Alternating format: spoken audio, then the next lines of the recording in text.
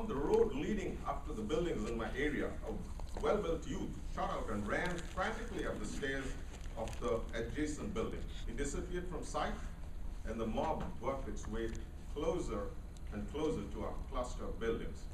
The youth who ran into the other building was from the adjacent slums. The offender. The mob suddenly were everywhere on the streets below. At least 50 very excited, violent people who came from the nearby hutments.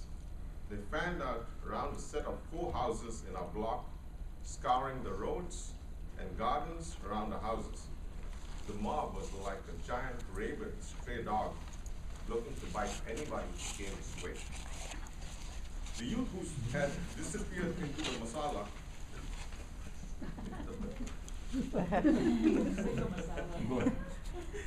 into the building opposite mine suddenly re-emerged on the roof.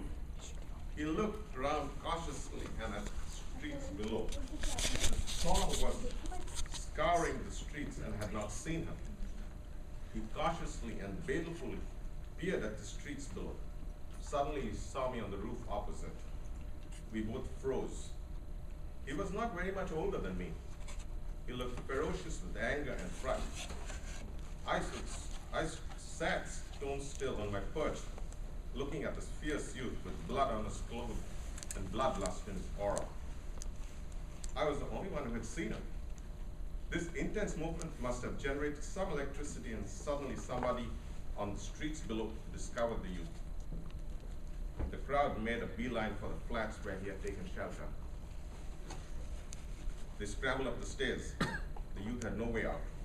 After a moment of thought, he threw something that he was clutching, which curved away in a familiar parabolic arc towards a street vendor's shop below. It was very obviously a knife.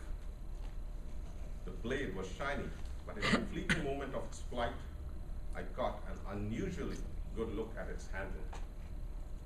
Very ornate and green, almost like a dagger that you see in museums.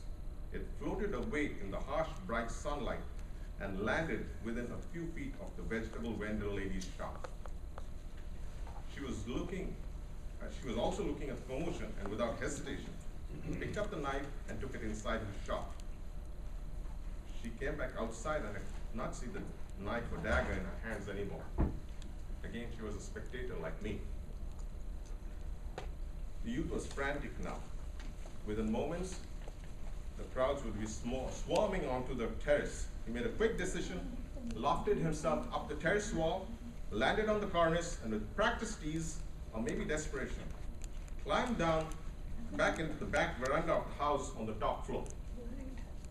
The veranda door was bolted, and hence in that little veranda,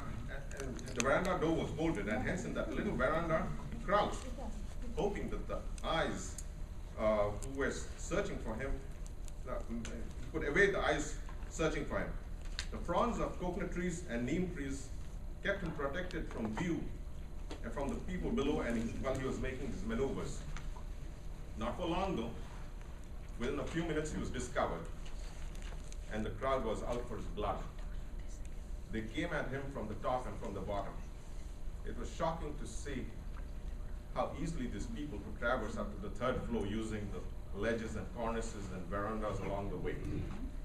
One person made his way up to the 3rd floor and was hanging onto the steel frame of the window while hurling invectives at the thief. The thief stood his ground. He lunged at the person hanging from the window and threw back a stone at him, just missing him and shattering the window pane. If that stone had struck this fellow, almost certainly he would have lost his grip and hurtled to the ground to his death. This prompted him to scamper down the way he came. The people exploring the terrace route also thought better and did not work their way down to the veranda, else this person would have surely thrown them down to 3 floors to their death. If somebody had entered the house and opened the balcony door, there would have been incredible mayhem and bloodshed. Most likely the youth would have been tossed from the balcony and would have taken a few others with him. The police eventually came for the youth and saved him from probable death. The youth had stabbed somebody in the slums, probably one of his cohorts. The Police rang the bell, negotiated for a few minutes, and with the assailant through the veranda window, and the youth surrendered peacefully. The door was opened from the inside. He was handcuffed and led away. The policemen tried to protect this fellow as he was led away, but the baying crowds still took pot shots at him and hurled stones at the now cringing youth till he boarded the police van with the steel mesh for windows, where he was safe. The crowds streamed behind the van, still throwing stones and invectives till the van finally left Besant Nagar. I looked at the vegetable vendor woman. Silent tears were blossoming around her tired eyes. Next day, I went over to buy some vegetables. The vegetable vendor had been crying, streaks around her face. She was a middle-aged lady, and she went about filling my order without saying much, which was her want. I knew this had something to do with the incident of the previous day. It was obvious she was related in some way to the youth, and was convinced with a sense of melancholy that the youth was her son, the sad mother's ruffian son. The youth had thrown away the instrument of his murder, and his mother had hid it for him. I knew that the police would beat him till he confessed to where the dagger was, and that was the end of the vegetable lady and her little shop. They would drag her away too, and through very unsubtle means, have her give up the dagger, the murder weapon. The vegetable lady continued to ply her trade. Days passed, months passed. The vegetable stand was still stood leaning against our compound wall. She eked out her living as she always did, but there was a sense of dread and foreboding on her face whenever I went. We did not talk at all about the incident, but I knew that she knew that I knew.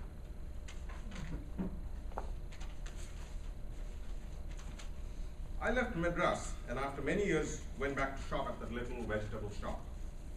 The shop was still there, but the old lady was not there. A man was plying the trade. I asked him where the lady was. Sir, he told me in corporation school English. Home, sir. Sick, sir. Little malaria, sir. What happened to the dagger, I wondered.